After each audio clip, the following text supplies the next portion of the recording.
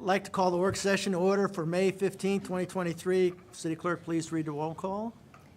Let the record reflect that Councilmember Stipp is not present this evening. Thank you. We have 3 items on the agenda tonight. I would like to remind council the staff will be pausing intermediately to answer any questions.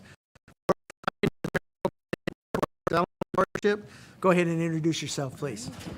Well, thank you, Mayor, and good evening, Mayor and Council. Whoops. You got it? There. Yeah. All right. All right, well, good evening. Okay, go ahead. Thank you. I'm Jenna Goad, the Assistant to the City Manager, and I'm here tonight seeking council direction on a potential partnership opportunity with Maricopa County. We were approached by the county about this opportunity to jointly fund a workforce development coordinator position at a new county facility that is going to be opening in Goodyear. Just to give you a little bit of background, there are currently workforce development coordinators at 8 different locations throughout the region in partnership with 8 other cities, including Mesa, Scottsdale, Surprise, and Tempe. Those are all indicated by the navy blue dots there on the map. There are also 2 larger one-stop centers that the county operates in Glendale and Mesa, and those would be the orange or reddish dots on the map there. Goodyear residents can currently access the workforce development services through the county at any of these locations, but of course the one in Avondale, that's just south of the I-10 there, would be the closest for our residents currently. The approximate location of the new facility is the purple or pink dot, which I'm going to show you a more detailed version on the next slide, but just wanted you to see how these positions are spread out throughout the region. There we go. The county recently purchased property in Goodyear to operate a health clinic and a Head Start early education program. The red outline there shows the location of the new facility on the north side of McDowell Road, west of Litchfield, at approximately 141st Avenue. I believe this was formerly the location of Trivium East Charter School before they moved to their location over here. It would also include the parcel that's immediately to the north of the one that I have highlighted, so it is both pieces, the front piece that is the larger building as well as that smaller kind of corner in the back. The county estimates that the Head Start program would open in August, but that the health clinic component would not open until the fall of next year, of '24. The county identified the Southwest Valley as an area where they wanted to expand, and having acquired this site, it offered the opportunity to place a workforce development coordinator here at the new facility in Goodyear. We feel that the residents of Goodyear could benefit from these services. They're a nice complement to what the city offers, and in addition to benefiting specifically from the workforce services, they could also benefit from the other programs that are on site, including the Head Start and the health clinic, which are also very complementary. The county is designated as the Arizona at Work workforce development provider for everyone in Maricopa County except residents of the city of Phoenix, but they serve everybody else.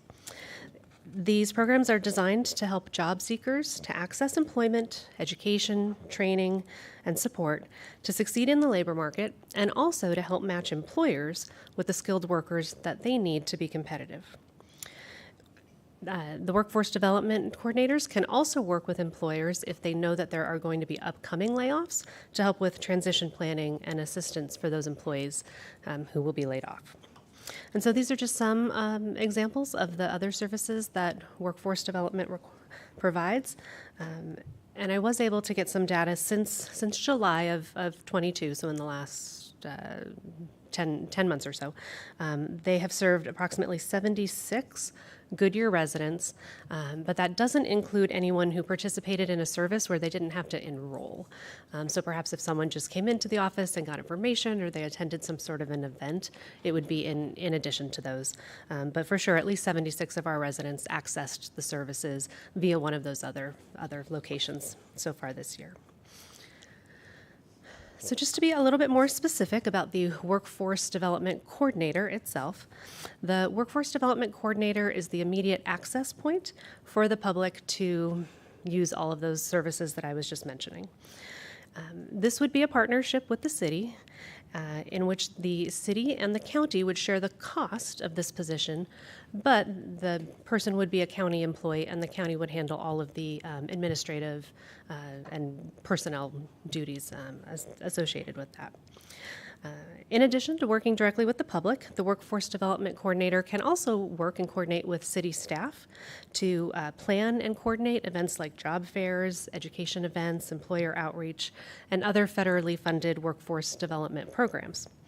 And so, as I mentioned, staff did feel that this was a good complement to the services that the city offers, and that it's in line with the goals in our Community and Neighborhood Services Master Plan. So we wanted to bring this opportunity to council so we could get your feedback.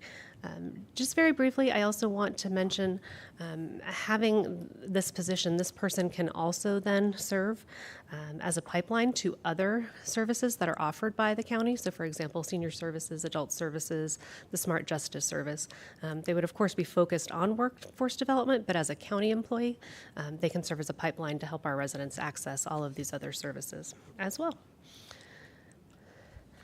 I mentioned that we would be, the proposal is that we would be splitting the cost of the position. So it would be split 50-50. The city's cost would be approximately $53,000 per year. And we would want to do the agreement, the IGA with the county for 2 or 3 years so that the program has a chance to get up and running and established before we would look at whether or not we wanted to continue to do it. There are funds available in this year's city manager's discretionary funds to cover the cost for FY24, and then it would be funded as a one-time base expenditure in years 2 and 3. So if there is council consensus, if council is interested in moving forward with this, staff would work to develop an IGA with the county and then bring that forward for council's consideration at a voting meeting.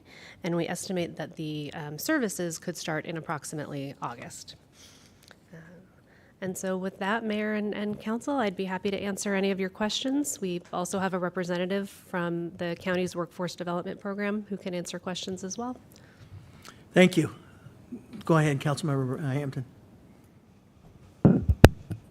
No, thank you for bringing this to us. I had a couple questions on. I'll start with, I guess, the zoning. So you said the county purchased this land. Does it already meet all the criteria for that area, or are we going to see this come to us later for the health services and the daycare area there? So my understanding is that they do not need to obtain any zoning changes or anything like that. They, of course, would need to follow any building safety or permits if they're doing tenant improvements. Okay. But no, not a zoning change. Okay. I was just curious if we were going to see it come to us in the future. And then, do we know, are they taking over that entire in red area? So. Yeah, I believe it's 2 separate buildings. I can go back to that map.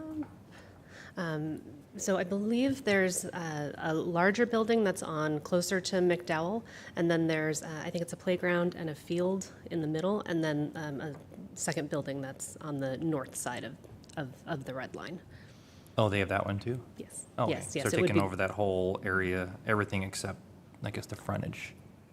Yeah, I believe there's perhaps a medical office, if I'm not mistaken, right on McDowell, but then they would be everything to the north of that. Okay. And then who is, and that's Liberty, the neighbors to them are, looks like Liberty Water to the west? Is that correct? Okay. And then east is the office building. Okay. I'm just curious what that looks like. And there's a question, the neighbors, zoning. And this is specifically going to be for now, the scope is, and what we're talking about is the $54,000 for half a person to man the workforce development specific portion for us. And then they'll coordinate with us, we'll utilize them and for workforce development as general for the entire city potentially as well. Yep. Is that- Mayor, Councilmember Hampton, that's... Summarize it, yep, okay. that's correct. And then, okay, I think that's it for now. Yeah, no, I think if it's gonna be here and we can leverage their resources to help the city, then I think it'd be a good idea. So, thank you. Vice Mayor? Thank you, Jen. I think this will be a tremendous asset to the community. As you said, I think it'll be a complement to the services that we're providing, and certainly more detail. I'm really pleased that they offer several programs, not just a single function. They've served 76 Goodyear residents because it really hasn't been convenient to go elsewhere. But the question I have, will they also serve our local employers? Will they help our employers to secure the employees that they need? Yes, Mayor and Vice Mayor Kano, yes, absolutely. They are available both to assist our residents in finding jobs and also to assist our employers to find the skill set and the workforce that they need. Yes, Right. absolutely. Well, I'm in support of this project. Thank you. Councilmember Loretano? I don't really have much more to add. I think it's a very good idea. It's a wise use of our funding to do that position with them. I do like the fact that they can also kind of be almost a navigator for some of the other services as well. I like the fact you said there were some senior services and other services that they can help our residents with. And I just think it's really important that we get the message out to our citizens that this will be really much closer and much more convenient for them to use. Because I'm sure there's a lot of people that, can use this or employers, like the Vice Mayor was saying, that would be very helpful for. So I do support it. So thank you. Councilmember Campbell? You're on. Can you tell me what the health clinic is? Oh, And what is it? Mayor and Councilmember Campbell, sorry, what was the second piece of that? Where is it, or what? What is the health clinic? I am going to have to phone a friend. Andrew from the county is here to help answer those questions. I don't have the details of exactly what type of services, other than that it would be a county health clinic. But And I'm sorry, Mayor, council members, I don't have any specific information on what that clinic is going to be either. That's going to be run by the Department of Public Health through Maricopa County. So I don't have any specific information on that now. Is it going to be a low-income health clinic? Is it going to be a clinic that's going to give out just immunizations? Is it going to be a clinic that is going to compete with our Mountain Park clinic that's next door to our old city hall? Again, I'm You not don't 100% know. sure on the services that we offer there, but I can go through our public health communications team and see if I can get some additional information. I'd like to know, I That's think that's important for us to know what type of health clinic you're going to be running in our city. If that's to complement what we already have for the low-income families that we have, Absolutely, or Councilmember. what? And then my other question is, the Head Start location, is that going to be specifically for Head Start children in Goodyear? Or do you know? I believe our Head Start program is open to all communities, but it is based off a locality, so I think it would favor Goodyear residents Goodyear, okay, particularly. because we send a lot of our folks over to the Avondale Resource Center, so if this is going to do what I'm hoping it will do, we won't need to support that resource center as much as we do this one, to get this one off the ground, because this will be actually in our city for our residents. And that's what I'm trying to figure out. Well, Mayor, council member, I can go back to, because that's actually internal to our department, so I Okay. can gather that information as well. and get it Wonderful. Sent over to you. And I know with the senior services and the weatherization, all of that is handled out of the resource center in Avondale for our residents that need that assistance. And if we can let them know we will be providing that out of our local office, I think that would be a win-win for them, because it'll be an easier location for them to get to. Absolutely. And I know we'll do workforce development in-house there. We'll have actual computers and things in-house that we will work with folks who are looking for a job, to teach them how to do a resume and to teach them how to look actually for a job. Absolutely. And I think that's really important, because so many of our folks have to go downtown, and it's really difficult to get there. So thank you for bringing it forward. I'm looking forward to hearing all about it. Absolutely. Thank you. City manager? Yes, Mayor, I was just going to suggest that we gather more information and make sure all of council has we can answer the additional questions for Councilmember Campbell. He's asking, when is the first phase opening? The Head Start program is estimated to open in August for the start of this coming school year. But then the health clinic component was supposed to be the following year, fall of '24. Workforce could start in August if council gives us, the green light to move forward. Vice Mayor? When you get clarification, can you explain whether or not this will actually be a resource center or if it's just additional services? Thank you. Yeah. Mayor and Vice Mayor, just to that point very quickly, I do think that there are some services that could be accessed here instead of Avondale. It will not be a full resource center in the sense that there won't be other nonprofit partners there. In terms of senior services, there won't be congregate meals or activities. Or things of that nature. So certainly the workforce development piece they can help with, having the Head Start and the support services associated with that. But I don't want to characterize it as a complete replacement of what is offered in Avondale. So we will also include what senior services you're going to be offering out of that. You're going to be working with Area Agency on Aging for the county, or what's going to, how is that going to be managed, and what are we going to be offering to the seniors out of that program? Sure. That's important. Absolutely. Thank you. Councilmember Gillis? Just so I'm aware, this is in this year's budget? We planned on this? This just came to us, and so a way to pay for what we need this year, it can come out of my contingency funds, and then it'll go into the base budget the next. And that year. won't affect other contingency funds that we're saving for other things? No, I haven't spent any of my contingency money, and haven't been asked for any. Okay, so this was not in this budget then? That's my No, question. no, they just came to us recently with this request. Yeah, I think it's a worthwhile endeavor. All I would ask is, after 6 months, if you can come back with a report on the money we invested in, what it resulted in. That's all. Okay, so we can compare the actual results of the program, so we can see what it produced. Okay? Thank you. Absolutely. All right. Thank you, Mayor. Second item is an update on the general plan. As they say on the show, come on down. Go ahead and would you both introduce yourself, please?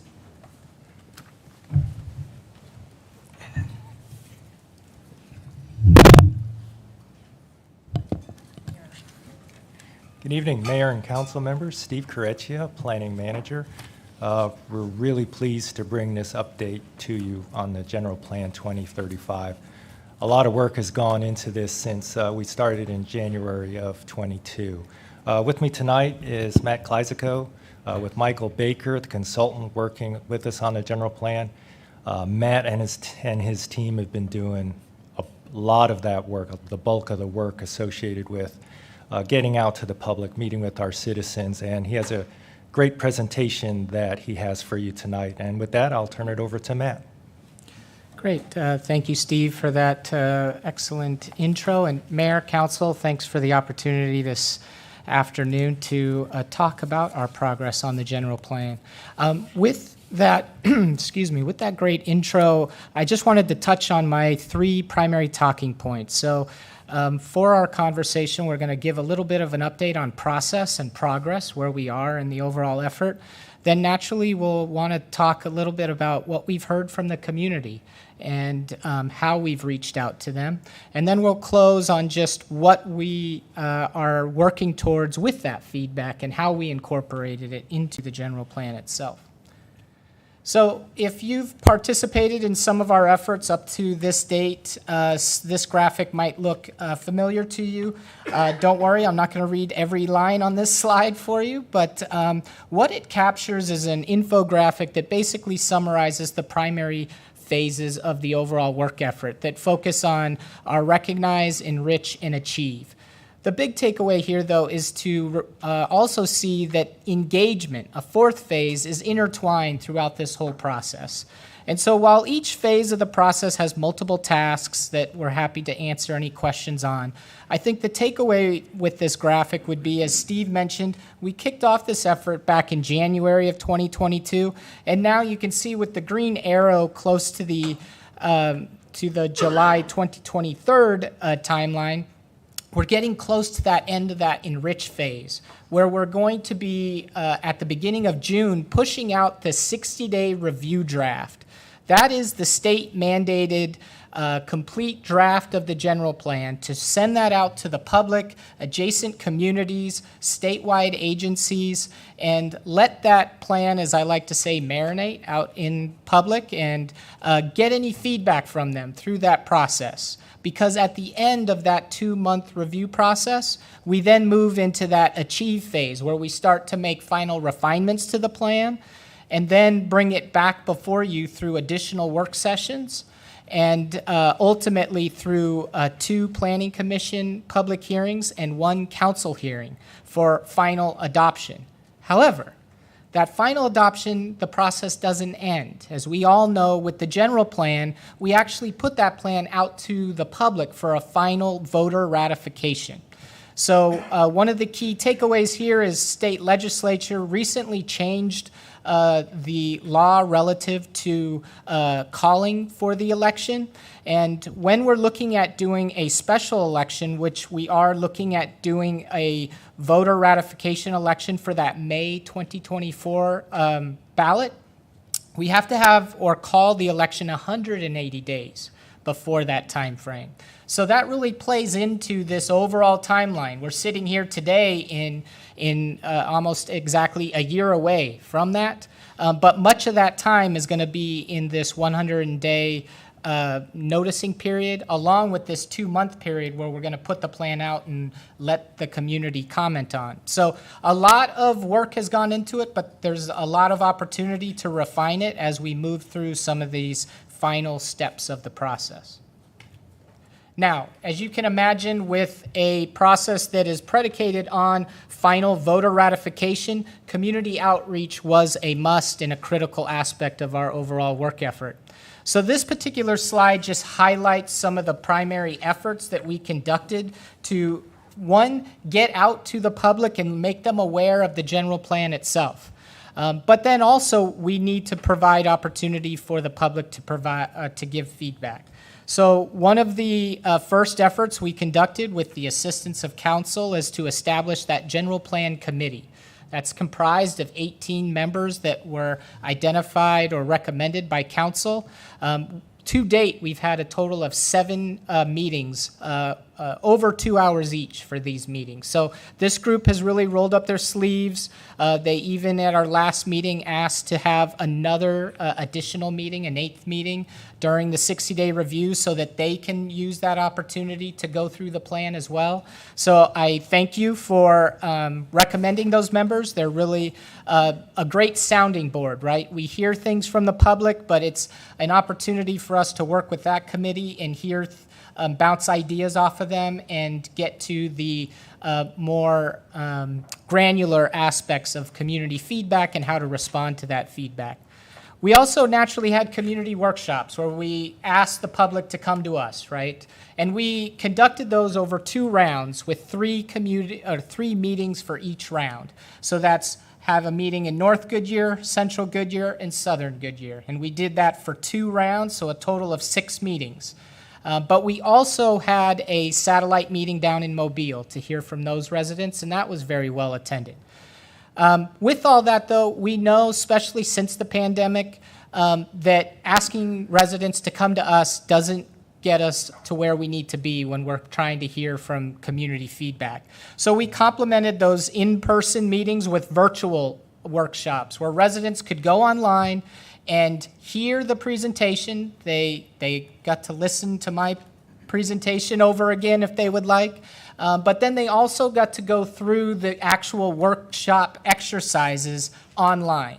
So if they weren't able to be there in person, we made those online methods available, and you can see the graphic second below there was actually a virtual room created with the stations in it, as if residents were navigating a typical meeting. They could go to whatever station of interest, click on that, see the boards associated with, and give their feedback within that virtual environment.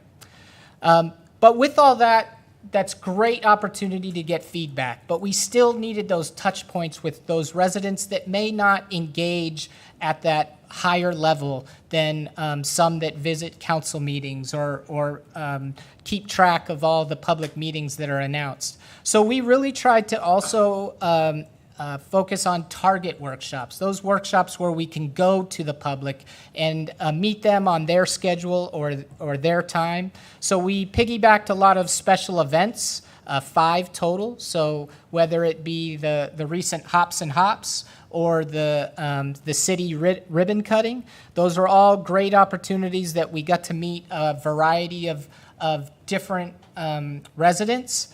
And from that, we were also able to inform them about the process so that they could go learn more about it, but also get quick feedback from them on some of the key topics we were hearing from. Now, through that, we also heard from HOAs. So we reached out to HOAs and let them know that we were available if they would like us to present either to their community or to their board. And we had 4 opportunities to do that. So you can see on the bottom left was one image from Pebble Creek in their HOA presentation that was, as we all can imagine, very well attended. And so we were excited to have that opportunity again to get out in front of residents that we may not typically see. We also met with your youth commission. Now that was fantastic. Your youth commission came with some very refined feedback. I mean, this group was really on top of it. They understood how all the aspects of the community interacted and how housing impacts employment and how they want to see a community that they want to move back to when they graduate from college and what type of living arrangements that they would like to see. So we took a lot of their feedback and rolled it into the general plan in terms of goals and policies because I think it aligned very well with what we were hearing from the public. So I think we're all comforted by the fact that the youth in Goodyear are just on top of the topics as the parents are. And then naturally stakeholders within the community, whether it be state land or any specific provider within the community, we were happy to sit down with them and go through some of the more specific aspects that might be applicable to one stakeholder or the other. And so with that, we got a lot of great feedback that, of course, we also complemented with our supporting outreach, like our website, our social media postings, and certainly the In Focus magazine. Now, we got a lot of feedback through all that effort, and that report is, all that feedback is summarized in a public involvement report that is available on the project website. But here's some of the key takeaways from that report.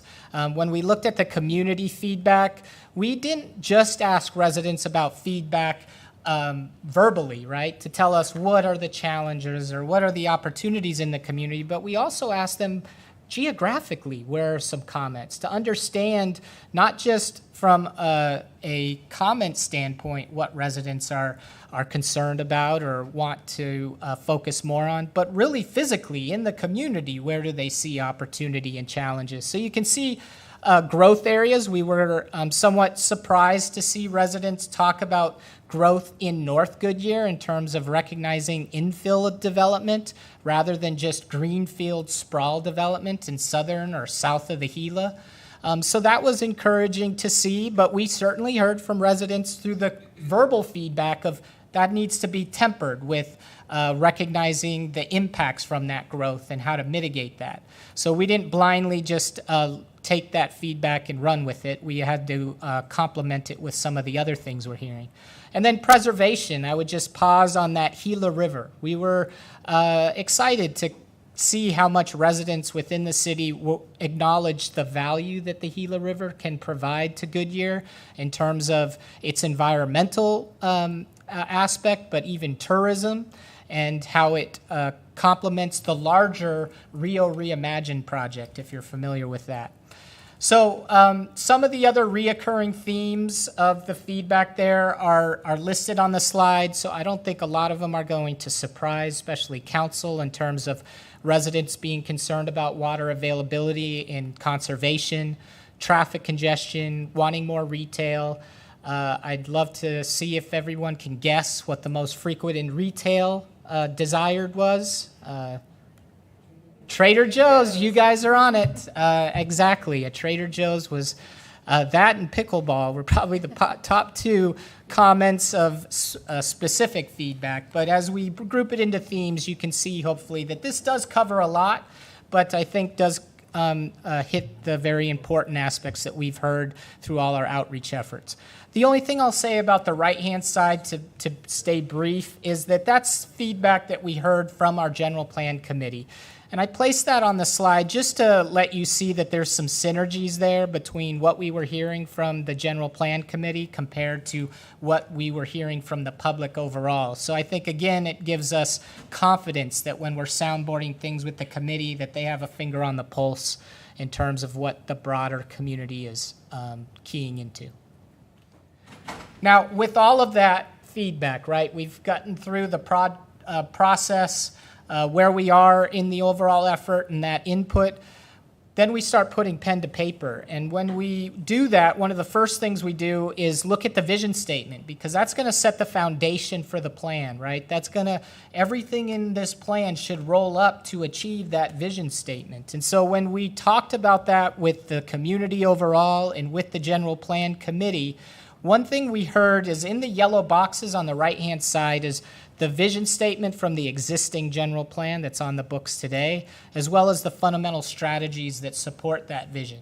What we heard from the community, though, is that they would like to see a little more detail in that vision statement and a little more clarity on those fundamental strategies as to how that makes Goodyear distinct. How can we make this vision statement be a little more specific to what Goodyear wants to be in the future, or what Goodyear will be in the future, as opposed to maybe a more, or what you see that very succinct statement.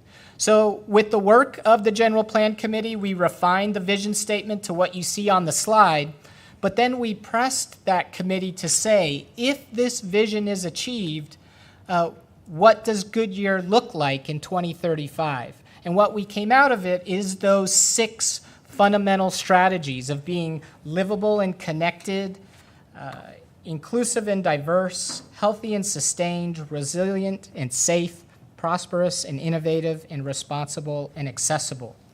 Now you might ask, well, how does the detail go along with those broad statements? And I'll give that context by talking about the structure of the general plan.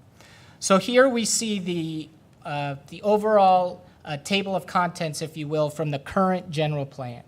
And you can see that Chapter 3 up front, the vision and fundamental strategies are established right up front. But then the bulk of the general plan is all organized around those 3 chapters 5, 6, and 7, where we talk about physical growth and development, community and culture, and economic development.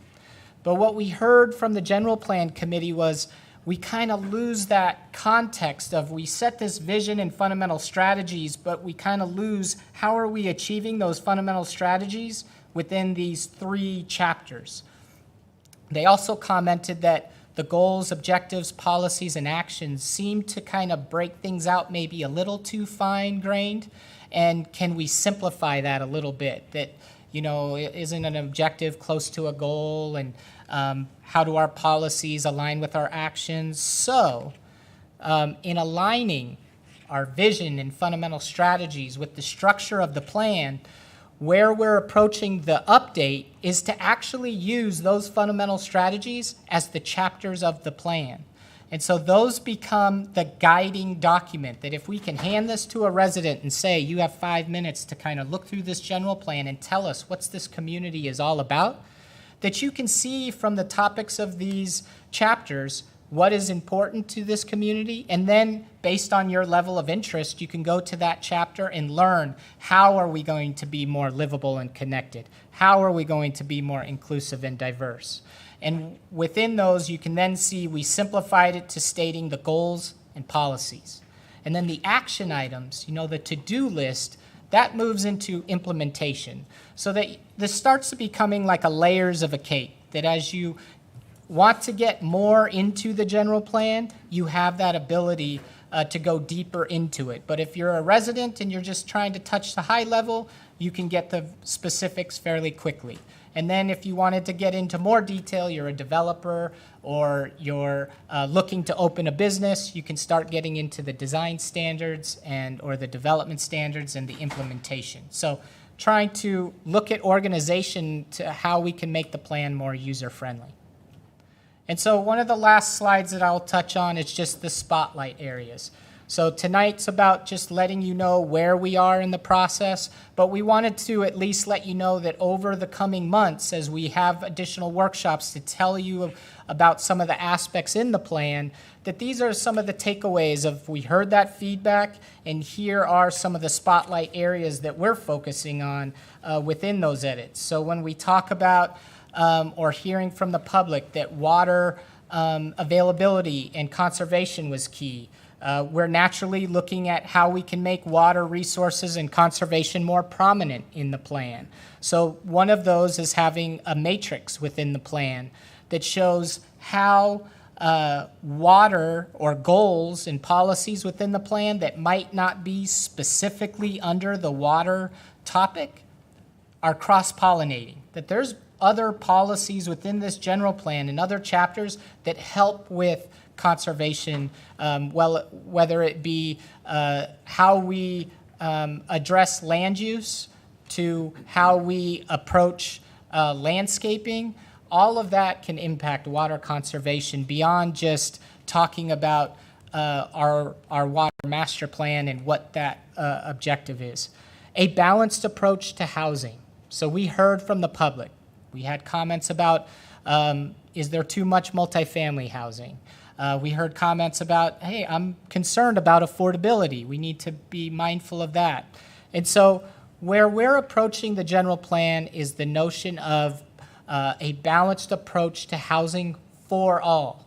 That this is a plan that is looking at housing at all economic levels. It's not just looking at specific housing and pulling that out and either focusing on it or limiting it to certain areas.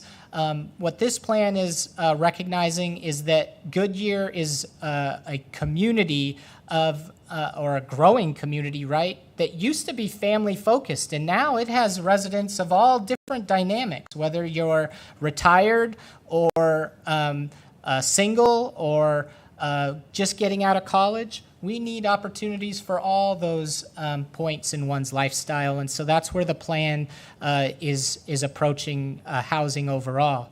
The growth areas is a way that we're looking to promote retail development. We all know that the community can't, or Goodyear can't specifically get that Trader Joe's, but we can create the environment to offer that opportunity. So growth areas is one that working with economic development, we're touching on that. Quality design practices, we heard from the public that In addition to all the growth we're seeing, that we care about the aesthetic quality of our community, so pay attention to that, Matt, as they will say. Support emerging technology, so we see micromobility, scooters, autonomous vehicles, all of that we know how it might impact the way we travel and the opportunities we have for that. But working with our transportation master plan and that effort, which is going on, the last bullet point, to ensure that we're not just looking to address traffic congestion through building more roads and wider roads. It's a comprehensive approach that we're looking at all different opportunities, and technology should be one of those to address that. Better control of light industrial and the business and commerce land use. We heard about big footprint warehouse buildings. And those light industrial type of uses are allowed within our business and commerce land use type that often is sometimes in proximity to residential development. And so we're trying to identify some policies that will help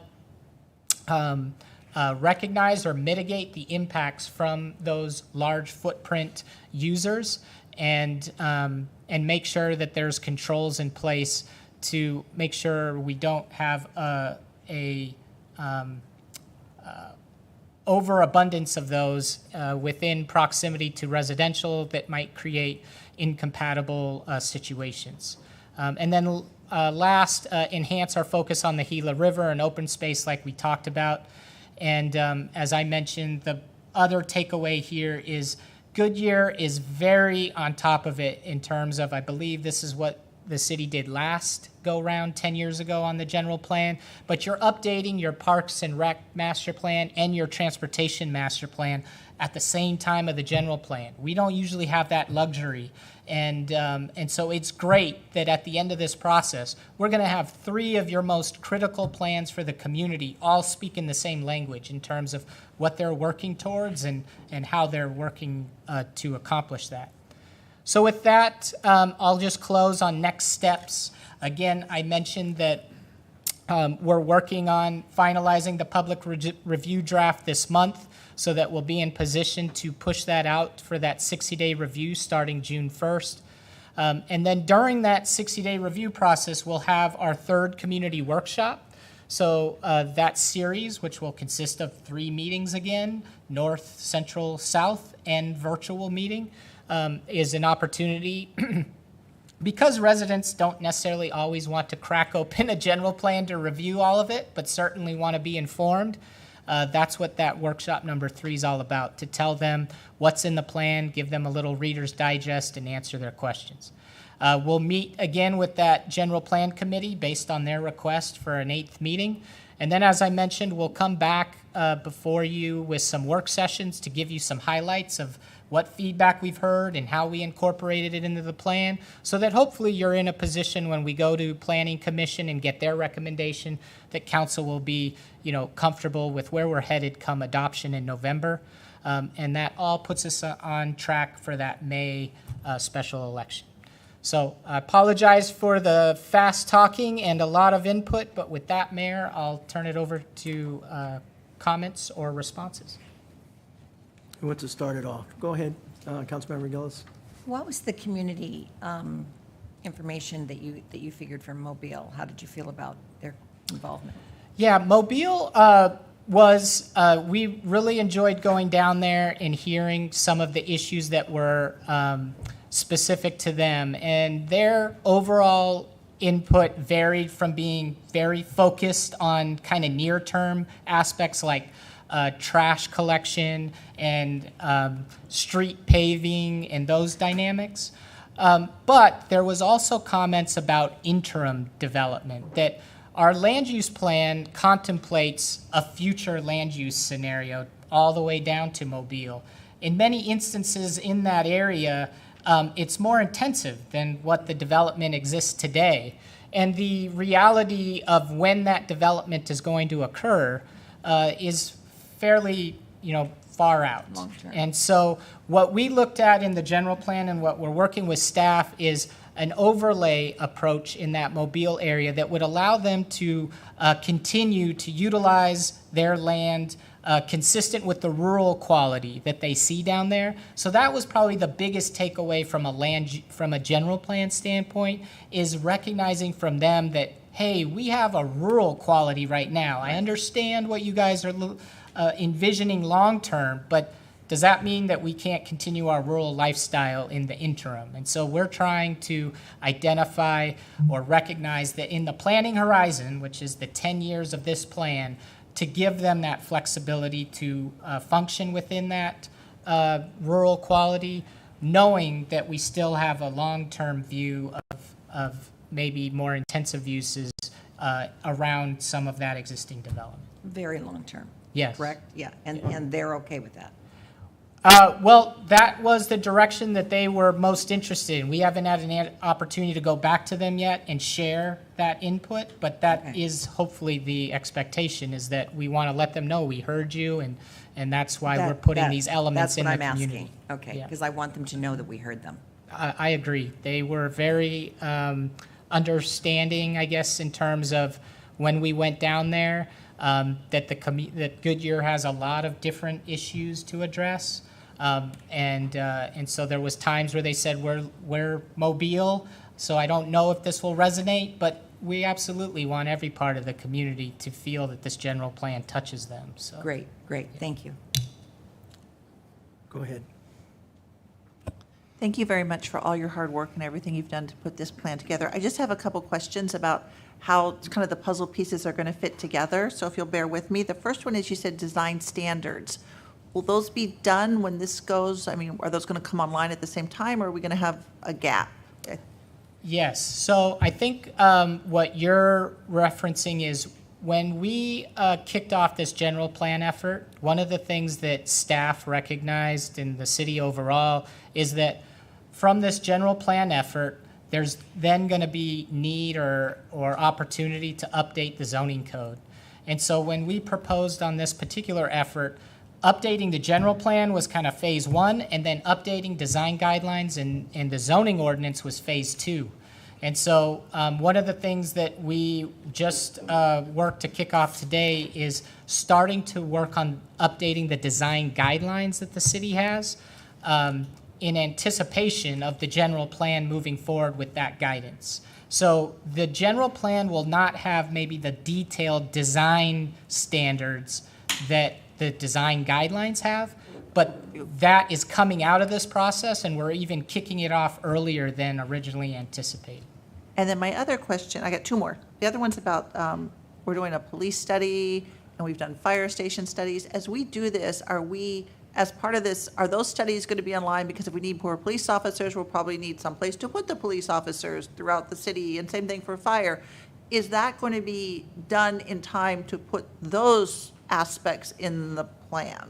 The Goodyear is very busy right now. I know we are. To pile on the Parks and Rec master plan, the transportation master plan, getting the design guidelines underway, the city is also working on a facilities master plan and updating that. And we're assisting with that effort as well. And that master plan is on schedule, if you will. And so I think that document will provide maybe some of that additional detail, but that document is speaking to all the other departments in the community about what are the resources you need to better program that long-term, so that Goodyear's, utilizing your funds effectively. Okay, so yes, we program these areas, we want to make sure we have places to put people that we think we will need. So to add maybe to that, the one thing we want to be sensitive to in the general plan is, given that it's a document that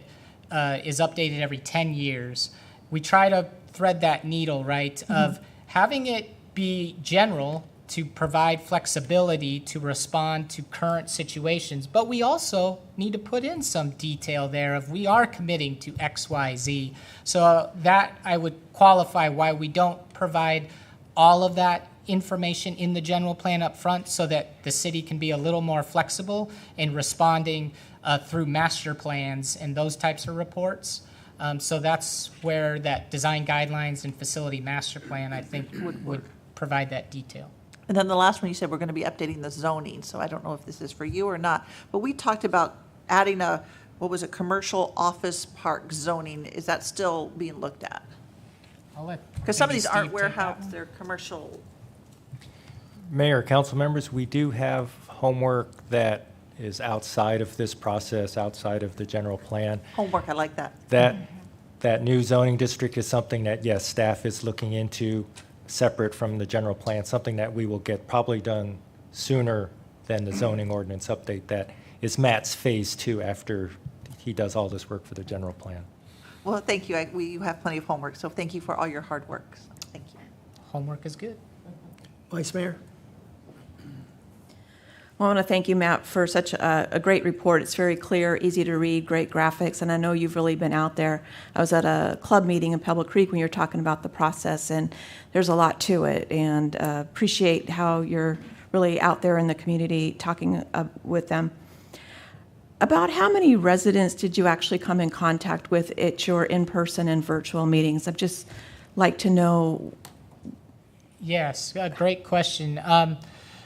The in-person touch points in terms of our community workshops where we ask people to sign in or virtually, we unfortunately only had maybe just over 100 participate in person. But that's where those target workshops, where we get out and join your special events, in that aspect, we've reached hundreds of residents. And those conversations, I think, have been more rewarding, if you will. We have deeper conversations at our community workshops, but our touch points, our target workshops, we're trying to get very specific feedback. So we might just have a dot exercise for them to tell us what's a priority for you, as opposed to at the community workshop where we can give a comment card and get very more detailed input. So I will say yes, that in-person feedback at the various locations was fairly light. But we complemented that with the online and the further outreach to try to bolster that. Good. Well, thank you for offering virtual. I think that is a great way to go, especially in these times. It seemed that a number of the themes really resonated, certainly things we've heard a lot, but then there were some comments regarding some things that I haven't heard before. So I guess it's a bit of a mix. I wanted to comment that I was really pleased that you engaged the Youth Commission. Their generation's voice is important, and I think that was a great idea. And my last question has to do with what's staff involvement. For example, great interest in preserving Gila River, Rio Reimagine, but just like growth and development Mobile, that's a long-term plan. And are we helping to manage expectations on that? I mean, I can maybe kick it off. At least I would say that staff has been terrific in terms of naturally with, I appreciate everyone recognizing our work effort, but staff is right there with us in terms of meeting with us regularly to go over the plan and talk about all of these aspects. And then we also had an all-day charrette where we worked with staff to get their input on some of the finer points of that. So with that, we then would pull staff in when we had a meeting with Rio Reimagine to let them talk to us about what are their initiatives. And so I think that's where we look to pull staff in, obviously more at the representation level to make sure that we have all the pieces at the table when we're having those conversations. So I don't know if you wanted to elaborate.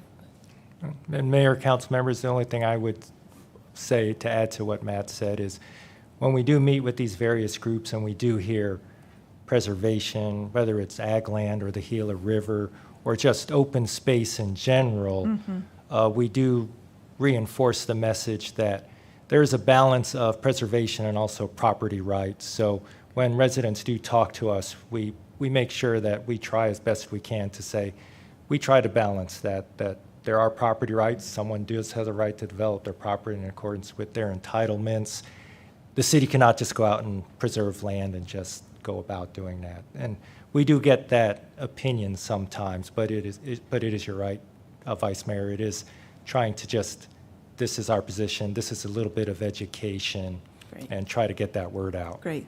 I appreciate that, and certainly, I hope there's some awareness of, even the activities at the state legislature regarding to zoning and design, because that's a big battle for us as well, and those things they want to make decisions on could conceivably be taken away from us, so it's interesting times. Thank you so much. Yes, thank you. Councilmember Hampton? Yeah, there are a lot of things that have already been said, but yeah, no, I really appreciate the effort and going forward. I was on the last general plan committee, which was really a really good experience. I just had a question. I know you mentioned South Goodyear or Mobile. I know the last plan only ended just south of really Cantamia. Was this for the entire city now? We looked at everything in between Mobile and Cantamia, for example, Yeah, for the planning zone. thank you, council member and mayor. The existing general plan and all general plans within the state are required to address the entire planning area of the community. So without a map here, so yes, we're not just looking at the incorporated limits of the city. We're looking at the entire planning area, which incorporated limits of Goodyear actually go pretty far as well. But your existing general plan does go all the way down to Mobile. And so we did not, other than capturing a couple donut holes, if you will, between Avondale's planning area and Goodyear's planning area, we did not adjust the overall planning area that exists in the current general plan.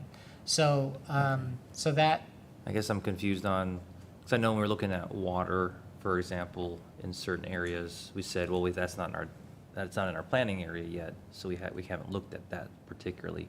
So I thought it stopped at, not Elliott, but it stopped at, I forget the road down there. But I thought we stopped at, that's where the general plan for us, for planning purposes, had stopped, but I guess maybe I'm incorrect. But I know, because we didn't want to plan out for things that we're not for 10 years at that point, that we Right. weren't going to be planning out where to put everything at certain, or a more detailed level. right. Your memory is probably spot on in the term of Goodyear doesn't provide water to all residents in Goodyear. So that might be what you're thinking of, is that not necessarily all areas of the planning area are serviced by Goodyear for one particular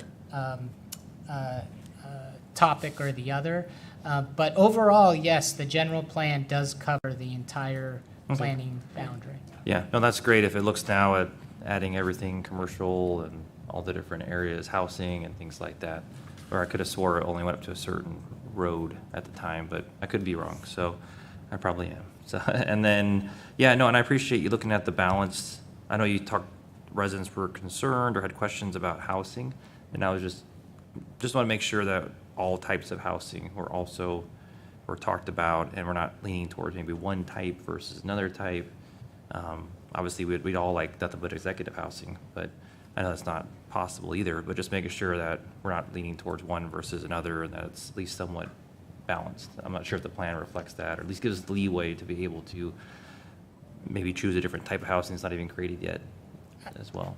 I think, Councilmember, you summarized it well in terms of we're trying to, again, give the community that detail about what is Goodyear's strategy to housing. So we don't want to, be non-committal, but we also want to recognize that there are some positives that come out of having flexibility, that we don't want to limit ourselves because we thought of or didn't think of something now that then will cause us to have to make a decision that we actually all don't want to make, 5 or 10 years down the line. So you're correct in that we're focusing on that a goal and policy development of providing housing opportunity to meet the demand within the community applicable to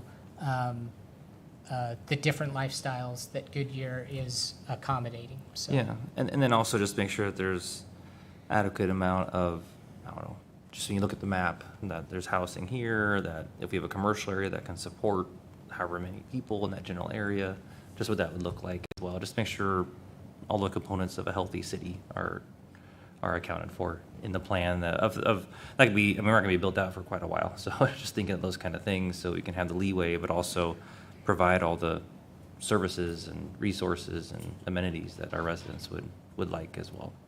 well said. I think we're working on the same sheet of music there. Okay. No, I appreciate, like I said, I know it's a long process, so I appreciate all the hard work, and I'm looking forward to, it comes back November or so to us, so. Yeah, we'll Or look at June, August or September, September yeah, so- for some work Okay. sessions. Okay, Yeah. no, sounds great, thank you. Councilmember Campbell? Get it up a little higher. There you go. You got it right there. Thank you. So I know you said you spoke to 4 different HOAs, and one of them was Pebble Creek. Who were the other 3? Actually, we reached out to all the HOAs that You had the list for. that we had the list Right, of. uh-huh. And so we don't know all that pushed this information out to their residents. We know that several did. But of the ones that just reached out to us, Canyon Trails. Great. So we spoke to their board. We Wonderful. didn't meet at one of their meetings. And then during the 60-day review, we did have, I apologize, I can't remember what phase, but another phase of Canyon Trails asked us to present. Good. But the timing of when their board met ended up that we scheduled it during the 60-day review. So that's to come. Perfect. And then the other 3 meetings were all Pebble Creek. Perfect. So we had one overall meeting with Pebble Creek, and then through that effort, 2 the others. 2 more. Yep. Well, I know that a lot of times how we get our information to our HOAs is through their boards, and then they disseminate it through their homeowners and their residents. And we can only hope that they will continue to do that. So thank you for sending your information out that way. That's the best way to do it. And like at Estrella, we all have e-groups and emails and all that goes out, you know. Yes. What's good in Goodyear is also a website, and so we appreciate that. But I'm looking forward to seeing the general plan. I just want to be clear that when someone looks at our general plan, they'll be able to determine what areas are commercial and zone commercial, so that we don't have to continually have a conversation with, they had no clue that this particular land was commercial, that something would be developed on there. And I don't know how we can educate them any more than what we are, but I'm hoping that once we get the final general plan and we go out and speak to the residents, that we can emphasize that so that they understand there's certain areas in the city that are going to be zone commercial that are commercial, period. Right. Yeah. Setting those expectations. We agree. Right. Yeah. It's really important, and it's really disheartening when we're having a conversation about a development coming into an area, and the residents say, oh, I didn't know a high school was going in there, or an elementary school, are you kidding me? No, it's right there. We had no idea. So I don't know how else we can educate our residents on what this general plan looks like, but hopefully we can just, each of us in our own networking can do this. And one of the things, council member, that your comments sparked in my mind is, while we're going to have a traditional PDF, if you will, print document of the general plan, we're also going to have an online version. Oh, great. So that will make it a little more user-friendly, I think, to navigate.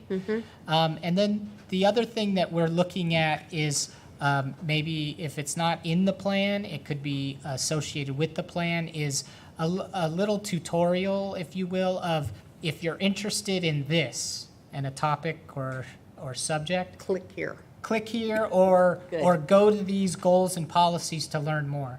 And that way, again, most residents we find, have specific areas that they key into.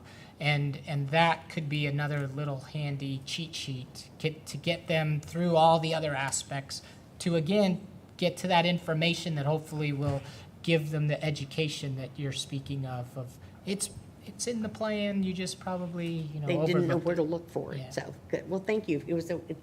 I'm excited to see it, so thank you for your hard work. Thank you for the I chance. know it's quite a daunting task. We enjoy it.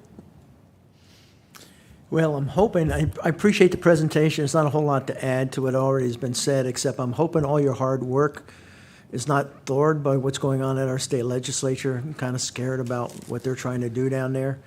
And all surveys indicate that they're on the wrong track, but that doesn't necessarily mean that they'll listen to you, all right? And again, I imagine some of your biggest challenges out there is property rights and the availability of setting land aside. That's got to be very challenging. I know when I'm out there, when we call it, when the residential or the multifamily or whatever the case may be, why are they going up? Well, if they're zoned for there and we need a variety of housing, not everybody can afford the very expensive housing that we have around here. People have to have a place. So it gets very challenging. I appreciate all the effort you go out there to try to simplify it to our residents and make sure that they're aware of all this is going on. And I appreciate the hard work. Thank you very much. Thank you. With that, the last item for the work session is the 2023 bond election. Go ahead and introduce yourself for the public.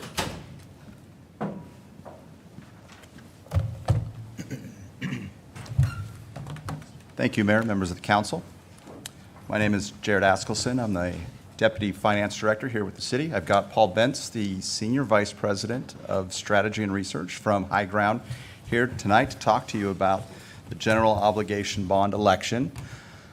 Last week, we presented the recommendation from the Citizens Bond Exploratory Committee to the council. Tonight, we'll have a discussion about a potential general obligation bond for November of this year. We'll go through the background of a general obligation bond and some of the committee recommendations. The public opinion survey that was conducted, there were actually 2 of them. And finally, we'll talk specifically about the items within the committee recommendation. And we've got 4 things. There we go. 4 things specifically we want to talk about. The effects of the property tax rate policy, because the committee received specific direction from the council to maintain the $1.74 property tax rate guideline that we have in place. We'll talk about the results of the second public opinion survey. We'll also have information about the first public opinion survey. We'll talk about the topic of reserving some dollars for future elections. That came up specifically with the facilities category, so we'll go through that. And then in the end, we want to get direction from council on a call for election, an action that you would be taking a week from tonight. So we'll start with some background. General obligation bond is it's a way that the city borrows money to pay for infrastructure. For a general obligation bond, it's backed by a secondary property tax rate, and the amount that we can levy is based on the assessed valuation of the city. It usually has the lowest interest rate of any borrowing that the city can do because the secondary property tax rate is a very secure method of backing a bond. So with general obligation bonds, though, we have 3 items that limit them potentially. First is the voter authorization, which is why we're talking about the general obligation bond election. Second is the state statute imposed debt capacity limit that the city has, every city has. And finally, the city's own property tax guideline. So voter authorization, this graph, I think we've seen this a few times. We had a work session back in October where we talked about this. So at this point, back in 2004, we had $284 million worth of voter authorization. That was when we had the last election for voter authorization for general obligation bonds. And last year, we issued bonds and brought that total down to $44.4 million of voter authorization. A chunk of that for sewer, the rest for storm, sewer, drainage, and bridges. So the main categories that we've totally used are public safety, transportation, facilities, and parks and recreation. We've used that voter authorization up over the last 6 years. The next topic, which will be a non-topic, is the debt capacity. You can see the debt capacity is essentially a math problem using our total full cash value, assessed value of the city, times 26%, and then subtracting out any of the existing debt that we have. Right now, our debt capacity sits at $452 million, which greatly exceeds any amount that we'd be looking to go out for voter authorization. Finally, we have the available property tax and the debt service graph that I'm showing you in front of you. The orange is what our existing debt service is. The blue is the debt service that we could issue based on the $1.74 property tax rate that we have set by guideline, by the financial policies that we have. The forecast that you see here is based off of the state statutes. So in the state statutes, they say you can use a growth of your 10-year average of your last 10 years of growth, which is about 9.4% increase in valuation that we have projected here for the first 5 years. Then after that, you have to take 1/5 of that amount. So you see we have 9.4% increase, and then it drops to 1.9 going forward. The reason why we use this forecast is because this allows us to show that we will not be increasing over that $1.74 over the life of the bond in any publication that we make. Most specifically, we have some information, a required publicity pamphlet that will show the tax rate, the tax impacts, and it's important for us to be able to show that we're not showing an increase. So the total tax rate in the policy is at or below $1.74. We calculated based on that forecast that we showed you, the total threshold could be $232 million that we could issue.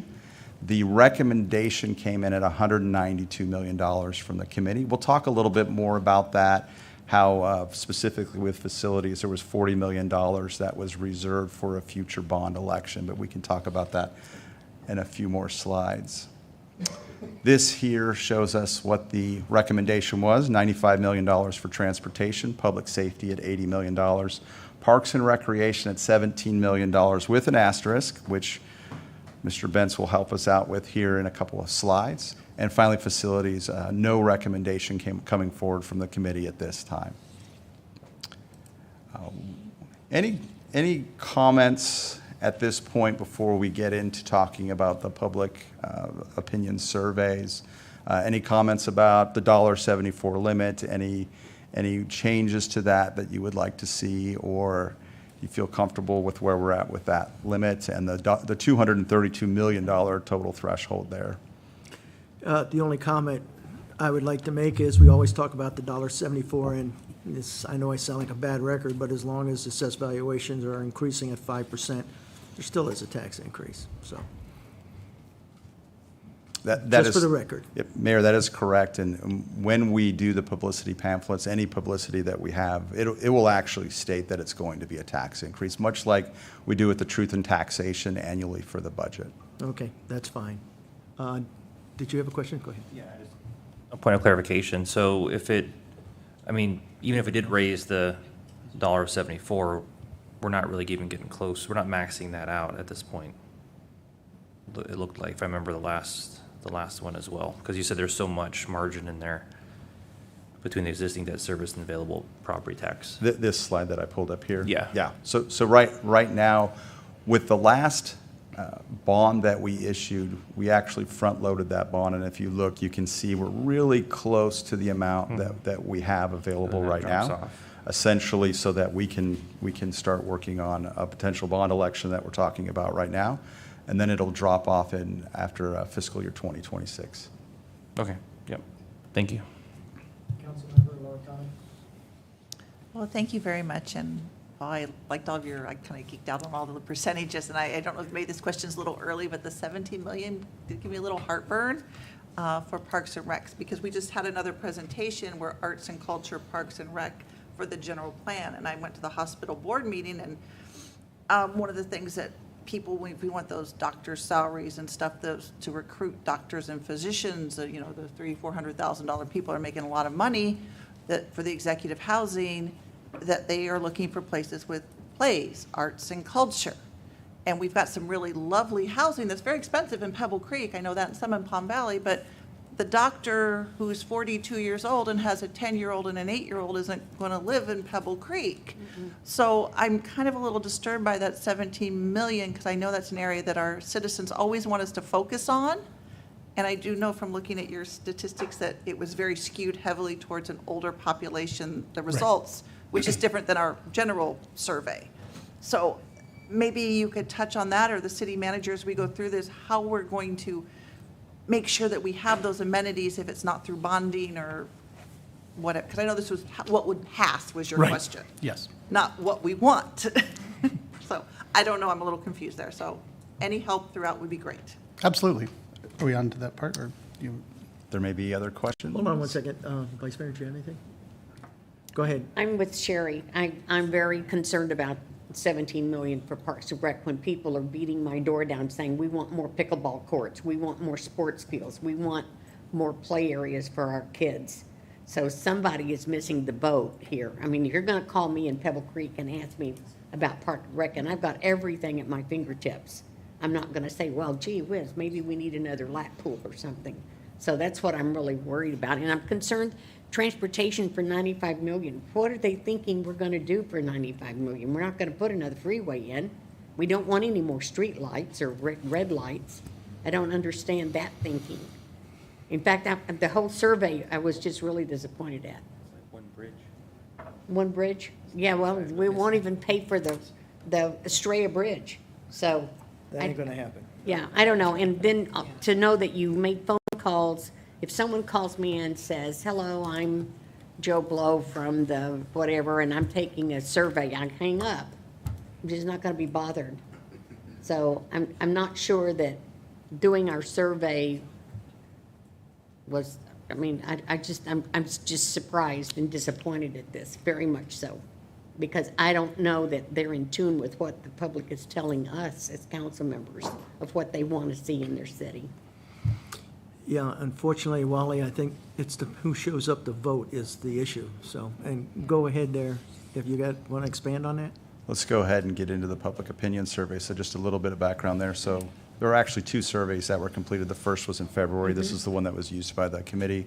It was about 46 questions in total, very comprehensive, and Paul will talk more about that. The second one was completed at the end of April after the recommendation was put together and asked specifically the questions as they were recommended by the committee. So with that, I will turn it over to Paul, and you can probably use that. Sure. Well, good afternoon, good evening, everyone. My name is Paul Bentz. I not only am the Senior Vice President of Research and Strategy, I'm your neighbor. I live here in Goodyear. It's the closest meeting I get to come to, so I'm always happy to come and present to you. We did do two different citywide surveys. And if you want to take one thing away from this, whether it's good news or bad news, the issue is those who vote, vote. Those who don't, don't. And if you're going to call for an election in November of 2023, the folks that are going to show up in an off-cycle election when there's no president at the top of the ticket and when there's no governor's race to vote on is a significantly smaller, significantly more narrow electorate. Our voter turnout in Goodyear in a presidential year will be about 75%. That's 75% of registered voters.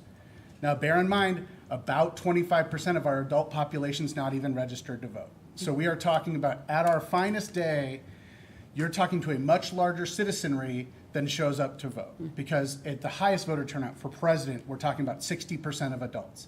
Means 4 of 10 are staying home. If they said they voted, they're lying to you. So just bear that in mind. So when we're talking about the 2022 gubernatorial cycle that we just went through, that had about 65% turnout.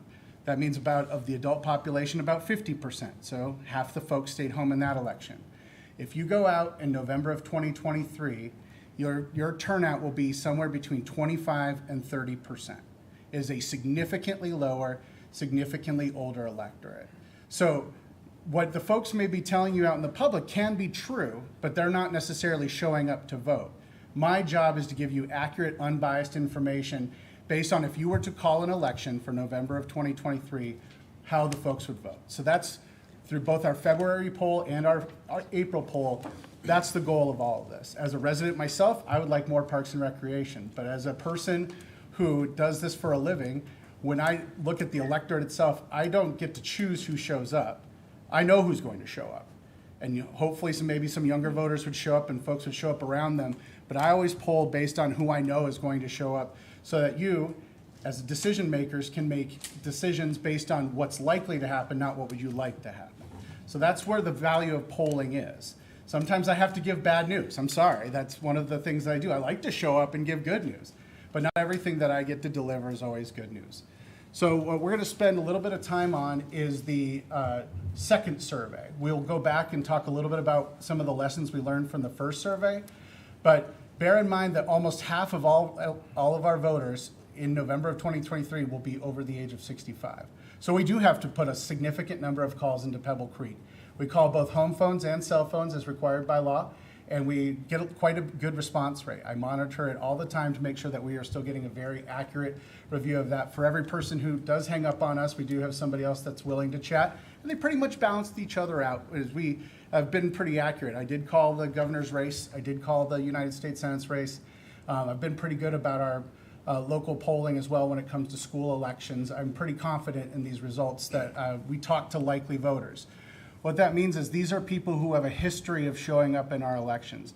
They vote in our primaries, they vote in our off-cycle elections, they voted in the 19 and or 2021 school elections.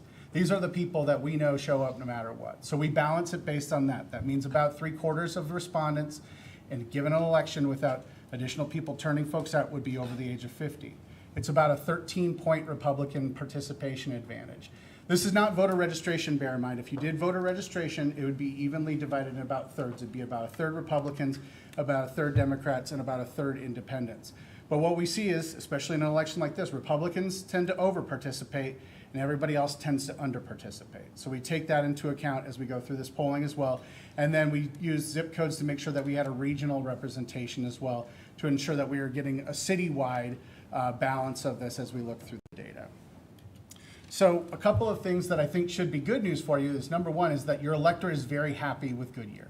71% of your likely voters think that the city's heading in the right direction. I was recently in a meeting with the mayor talking about statewide. We did a statewide number about if people think their local community is headed in the right direction. Statewide, it's about 56%. So you are about 15 points higher. There's a lot more optimism about the direction of the city among even this off-cycle electorate across all age demographics, including 65 and older, both in 85338 and 85395. So this is a citywide approval of the direction of the city. So congratulations. This is one of the higher ones that we tested. 70% is near the upper echelon. Most municipalities, as I mentioned, are somewhere in that 50, sometimes 60% range as we go through this. We also did a job performance. You have almost a little over 50% that gave you an excellent or very good. I'm sorry, 49%.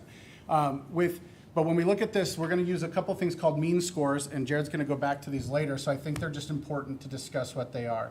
On a scale of 1 to 5, 1 meaning failing to 5 meaning excellent, we're going to look at things with a mean score, so it's like an average. What a mean score does is it takes the people who don't answer it and pulls them out so that you're not over-influencing their average as part of it. At a 3.66, what that means is that the majority of the electorate generally thinks that the city is doing a very good job. That's basically somewhere between okay and very good. You can see at the 52% of our 65 and older are giving you an excellent to very good rating as well. So it is not that people don't have confidence in the city. People are very happy with the city, but we do have things like inflation. We do have concerns about taxation. I've done 2 different statewide surveys in the last month that the gas prices have impacted people's concerns about high pricing and affordability. In one survey, while gas prices were high, affordability was the number 2 issue facing the state. When gas prices came down a little bit, it was the number 4 issue. So there's some volatility when it comes to investor confidence and concerns with the electorate among inflation. So we asked, these are based on the questions themselves, using the ballot language. Why we replicate the ballot language is because if you ask money, do you want more money for this? I use education all the time. Would you like to give more money to schools? People say yes. Would you like to pay taxes for more money for schools? Fewer people say yes. Would you like to exceed the revenue control limit for 8 years, and for the fiscal year 22-23? Even fewer people. Ballot language matters. So we always test the ballot language itself. I will tell you, I know there were some questions about what people want with streets. We did test various projects. There's several projects that are very popular. there is a rising concern in the West Valley regarding congestion. It's not just in Goodyear, but throughout the entire West Valley. There are significant concerns coming with growth that our streets are congested, that there's traffic, the scalp streets, some of those things where we see them, those are much higher than usual. Generally in the past, what we saw is that public safety did very well. People would always be willing to invest in more fire stations, more police stations, more public safety. That remains true. But one thing that we have noticed is that concerns for investing in transportation, particularly in the absence of Prop 400, is a desire among the electorate. They would like to make sure that their streets are being maintained and that are being widened. But most importantly, intersection and traffic safety. Folks want to know that we're doing everything that we can to invest in the safety of our intersections and that people know they can get from one place to another safely. So we tested this with the actual ballot language, and we find it at 53% yes compared to 42% no. The margin of error on this polling is 4.9, so it could be about 5 points higher. It could be about 5 points lower. So we could be looking at a 58% range or about a 48% range. One of the things that I look at this, though, is that it's about a 10-point differential between the yes and the no. And that bodes well for this proposal compared to some of the other proposals where it's a little bit more narrow. There is an investment or desire to invest in transportation.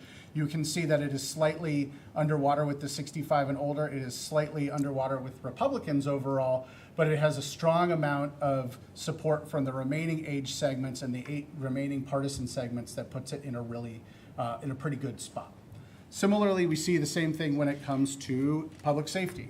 This one is at 54%. It's right about at that 55% threshold that we like to see for these types of proposals because of the margin of error. You can see one of the values of that is that it does have an increased amount of support from 65 and older. It does also maintain a plurality of Republicans, but not quite a majority. But those two slight shifts in those audiences that over-participate is what put public safety in a slightly stronger position when you compare that to streets. It also has about half the size of the don't know. The don't know in the previous one was about 4 points. In this case, it's about 2.3. Finally, in Parks and Recreation, what we see is it's at a 52% compared to 46% no. So while the other two had about a 10-point differential, 52 to 42, this one's a lot closer. It's 52 to 46, so it's about cut in half. So of the three, especially in this order, the one that maintains the most risk is Parks. Part of that has to do with the fact that it is 18 points underwater with Republicans. So if there are concerns of who's not wanting more parks in the community or who's not willing to make the investment, that combined with the 65 and older audience are the two audiences that in this cycle, in this electorate, do not appear to be willing to make those investments. So barring going out in a different election cycle with more voters, like a presidential cycle or something else, these two very influential audiences would play a major role in determining whether or not the parks issue would have a chance or not on this ballot. Before we get off that slide real quick, I just want to point out, you'll notice there's a note there for February, when we did the question in February, about 41% at that time. That question we asked was a $75 million question in total. So as part of the conversation we had with the committee, they thought maybe the dollar amount in total was too much. So that's one of the reasons why they wanted to go with a $17 million question and test it on the second one. So you see quite a bit of a swing there because the dollar amount's different than it was in February as well. That's a great catch. I should lean back more so I can see. We did test it in February, and it was significantly, it had over 50% no. So reducing the number from 75 down to 17 million made a significant difference in raising the amount of support that it had for that. And then we did test the facilities, and the facilities one had a 34% yes compared to a 61% no. Just in this electorate, in this environment, not a lot of appetite among the electorate. We did put them in an order, and this was on purpose because this was the order in which they would likely be asked on the ballot. We do see that there is voter fatigue and voter drop-off as you go down a ballot. That's to be expected. Not generally at this level. What we'll see is in a multiple question package, we'll generally see the first question do the strongest and then a little bit of a fall off between the three, but it's generally about 2 points or 3 points. But in this case, the facilities one does not fall within the threshold that we recommend placing it on the ballot at this time. So to the question of what types of projects we tested a significant number of projects, including traffic signals, pedestrian paths, improvements to particular roads on a scale, once again, of 1 to 5, 1 meaning not at all important to 5 meaning very important. These were all randomized. So some folks got McDowell Road first, other folks got Fire Service Resource Building first. We're not explaining the projects. We're not giving them long form descriptions of them. What we're doing is giving them what would likely be the description you would see in a publicity pamphlet or in a listing of projects. And this isn't necessarily to decide whether or not a project really makes the grade necessarily, but really it might be just even the order in which you talk about the projects, because sometimes people will put them in budget order or they'll put them in alphabetic order. But what we find is actually there's certain projects, and you can describe the same thing a couple of different ways and have different results. And so a lot of folks would say traffic signals and traffic signal and traffic signal coordination is the same as traffic safety. They are just about the same, but we did see that traffic signal and signal coordination did slightly better. Street widening to remove pinch points did better than any specific mention of a street project. Of the specifically mentioned street projects, Cotton Lane did the best at 3.67, followed by Yuma Road. McDowell and Sarival were pretty close at 3.4. Anything above a 3.5 is very well regarded. It's very well received by the electorate. It is something that a large portion across multiple partisan segments want. When you get down below sort of that level, it's not, anything above a 3 is well regarded. It just doesn't have that same universal application. There's some segments that want it more than others. In this case, what we found is younger voters wanted more of these things like the pedestrian paths and several of the parks and recreation items. The Estrella Bridge, for example, 85338 had a significantly higher score for that. It was a 3.6 or 3.7 in that case. And then you can see some of the other ones that just right at 3, which meant basically the same number of folks were sort of thought it was very important versus didn't think it was important. The 3 items that didn't really meet that level was the Public Works and Staff Building, and maybe there's a different way to describe it that might improve it.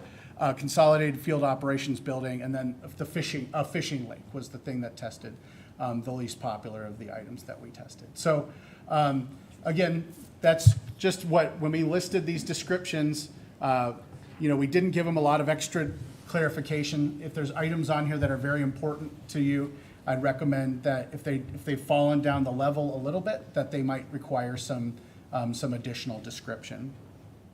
And the last thing that we did, and none of these descriptions should be intended to influence the outcome of the election. What all of these are is for educational purposes, to get an idea of what's motivating voters, to get an understanding of maybe why they'd vote yes or no. I hear this all the time. People say, oh, well, I live on a fixed income, or, we have taxes are too high. And so if we asked 400 people, this is a 400 sample survey, by the way. If we asked 400 people why they support something or why they don't, we would get 400 different answers. So instead what we do is reread them some statements. And that gets us an understanding of really where the most amount of agreement is. And so in this case, the 2 reasons that were the largest drivers on why people would be willing to go forward with the bond election in 2023 is because of concerns with street safety. That was by far and away the number 1 statement that we tested. And I'm going to read that one to you just because I think it's important to get an idea of what we are saying. We must continue to invest in the public safety of our community. Widening our streets, removing pinch points, and improving traffic signals will make our community safer, reduce congestion, and ensure that our first responders can be there when we need them. That was the number 1, by far and away, the largest argument of why voters would be willing to invest. The second one is growth. Goodyear is in the top 10 fastest growing cities in the nation. We need these improvements to keep up with growth and ensure that the city can continue to offer excellent amenities as our community continues to grow. Those 2 were the 2 leading factors. They are up against one that needs to be addressed, and I think you have addressed it with some of the limitations and keeping the tax rate. There is concerns about we are taxed enough already. Taxes go up, they never go down. Inflation is out of control, and we simply can't afford another tax. That's a 3.74. That scores well above the mean. There are taxation concerns at play here that people would like to, that people are feeling as they go through this. So I know that's quite a bit of information there, but I do think it's helpful as you make your decision-making, and with that, I'm happy to answer any questions that you have.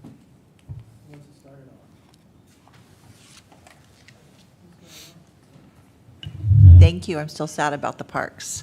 So my question is, and I totally get why you do that in the information, so it's no ding on you at all. I mean, it's very informative, and you did call just about every race correctly. So I know if we take this to this election, this is probably what we're going to see. Knowing how, I want to say almost pigeonhole that electorate is this something that might be better to take to another election, or take the parks question if we need more later? We're going to have some set aside to take that as in another election. Do you think it would do better then? Do I think parks would do better in 2024 than it would in 2023? Yeah. I think those types of offerings that appeal more to younger demographics do significantly do better in odd-numbered or even-numbered years, pardon me, particularly a presidential election, yes. That is my Okay. general belief. So that might be something, because we're saving some money, Jared, right, out from this, that we could look to go out for another one. I don't know if that's how you do this. We can go out for another one, or?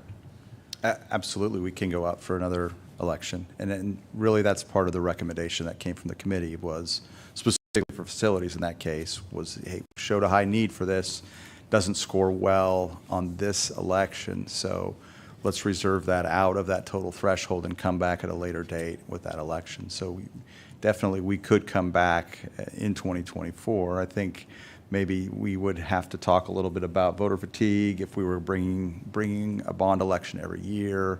That might be a little bit difficult, but I think that's something maybe Paul can shed a little light on as well. And I appreciate that. I guess it's in Wally's corner to go educate her neighbors a little bit more. Thank you so much. It's very interesting. Councilmember Gillis. Thank you. I know it's a lot of hard work. But out of everybody on my panel here, I'm a fundraiser, a political fundraiser, and have been for 25 years. So, and I mean no disrespect, but I'm not big on polls. As you can understand, I'm sure. Some people like them, some people don't. You can get a different count here, and you can get a different count here. If we were to run another poll right now, it might be different from what you're saying, correct? 95 out of 100 times, we would be within 4.9% of this survey based on these questions.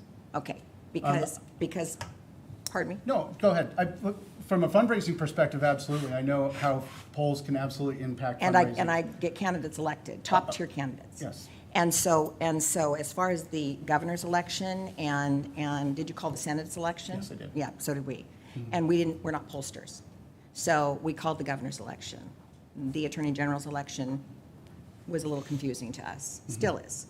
But the Senate election we called, and like I said, we're not pollsters. Right. So I think it's important for us all to understand that we don't just go 100% on what a pollster says, because there could be something else out there that we're missing that we need to find out ourselves, or get a second opinion just to be sure if there's something we're not sure about. If there's something that we see that we're not okay with, I think it's something that we have to check out too.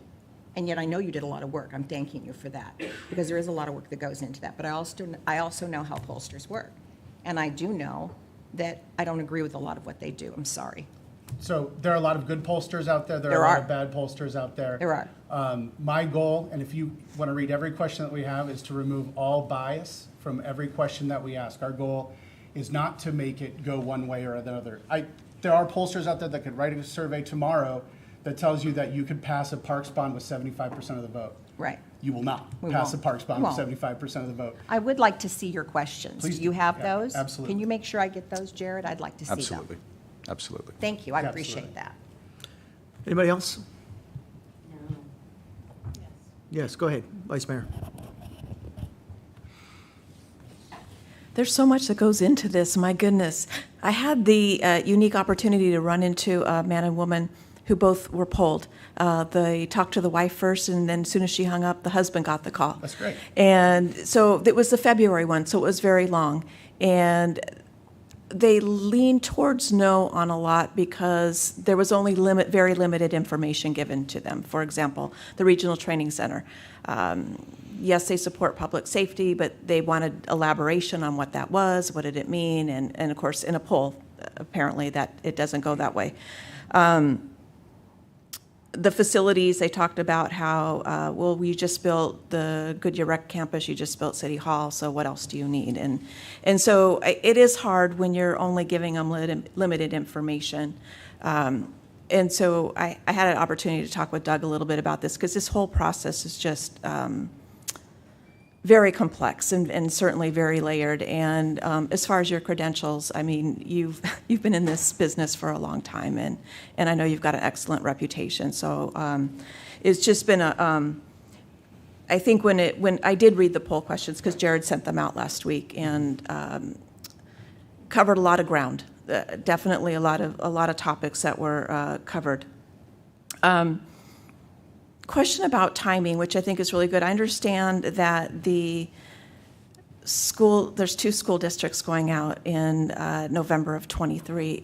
Would us going out at the same time potentially have a negative impact on them, or would theirs have a negative impact on us? Certainly could be the case if you've got multiple tax issues on the ballot, especially if you were to ask all 4. And so it's a 6-question ballot for a voter, say, in both the Agua Fria and Litchfield district, or in that case, in Agua Fria and Avondale. Certainly could have some voter fatigue there based on also the ticket sizes. I don't know exactly what amounts each one of those groups is going to go out with. But what you'll see is there will be likely some negotiation with voters. What they'll do is they'll pick and choose which ones they want versus which ones they don't. You generally see if they ask multiple questions, they often will get one but not both. So there's a little bit of that. In this case, I believe the city's questions would be asked first because you'd be going to a broader audience. Okay. So likely 1, 2, or 3, 4 questions, however many you asked, would be the first ones that asked, and then the local schools would be listed after that. So the fall off would probably be in that direction based on sort of historic participation patterns, yes. Which is hard, because I know you've been a big advocate of school bonds, and you know, it just seems like we're all getting in the arena at the same time. Definitely a challenge. And with the questions and that we'll be asking, are they specific enough? I know you don't want to be too specific because you can pigeonhole yourself into certain topics, but are they specific enough to defend against any allegation we're just asking for a blank check? You know, we just want 95 million for streets, and we're not.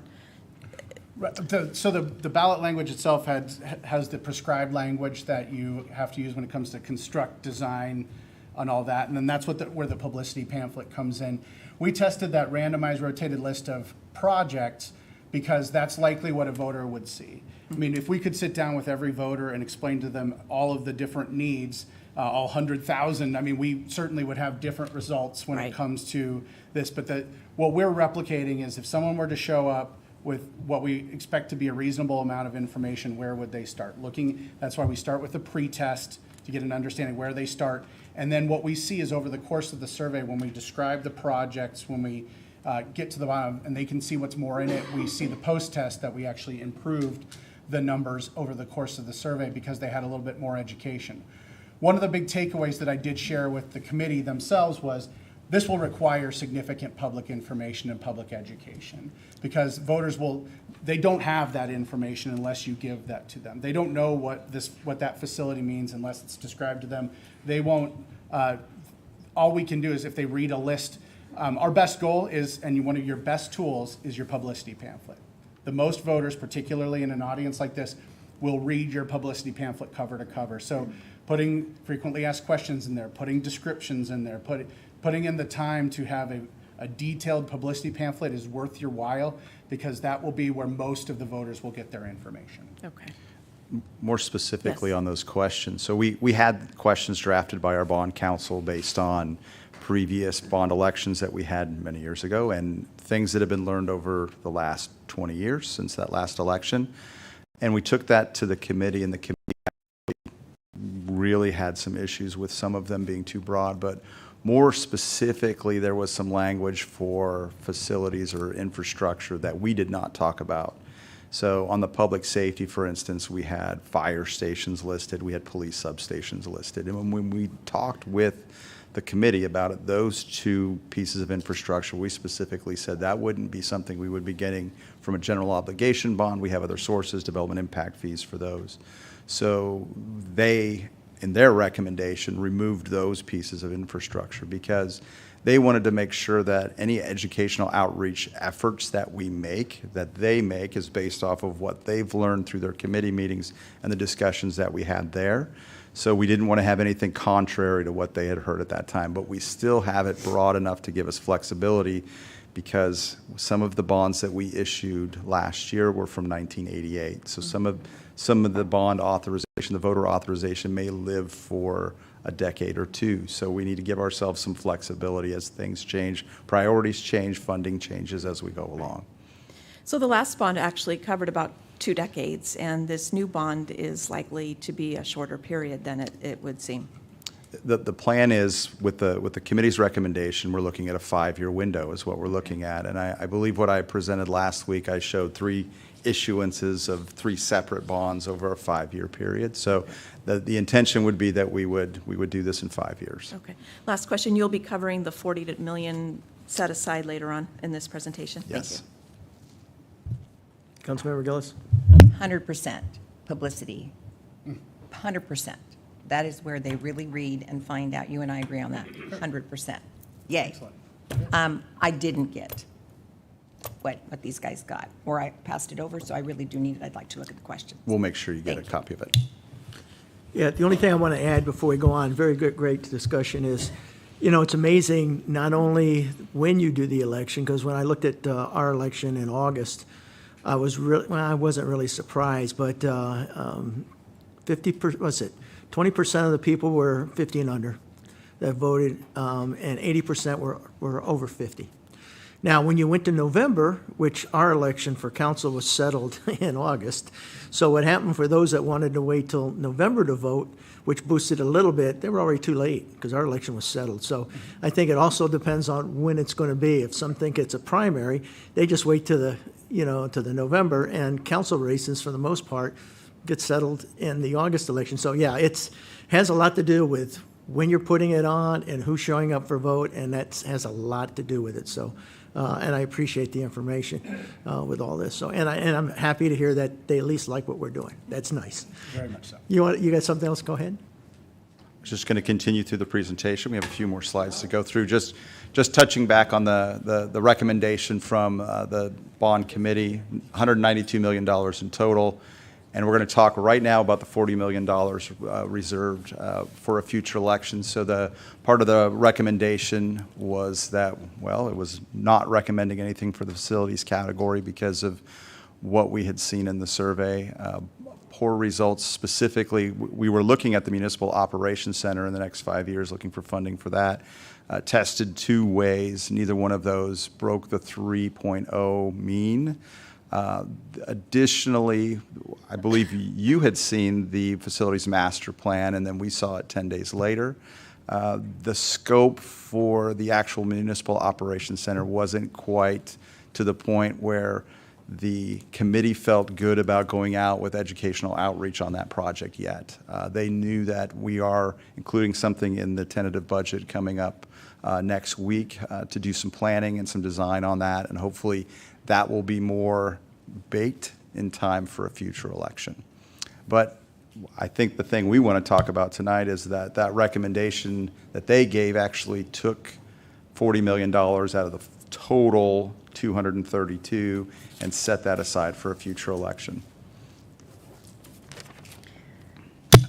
I've got a question. Go ahead, Vicki. Per bill, though, in the last meeting, if I'm not mistaken, correct me if I'm wrong, because I could be wrong, that wasn't set aside. We don't have that money set aside, as Bill said. That's money you're going to come back and get from us, correct? So it's not money like it's in an account ready to go. We have to come up with that money in another budget cycle. Correct. And actually for... Because that's a little bit that's misleading a little bit. Yeah, for this, it's actually, we would have to come back and do an election to get voter authorization of $40 million. So let's use different terminology. I don't like set aside, because set aside sounds like, and Bill said this last week, it sounds like there's a fund here and we've got the money, when in fact, it's going to come back to us and we've got to go to Wynette for her budget.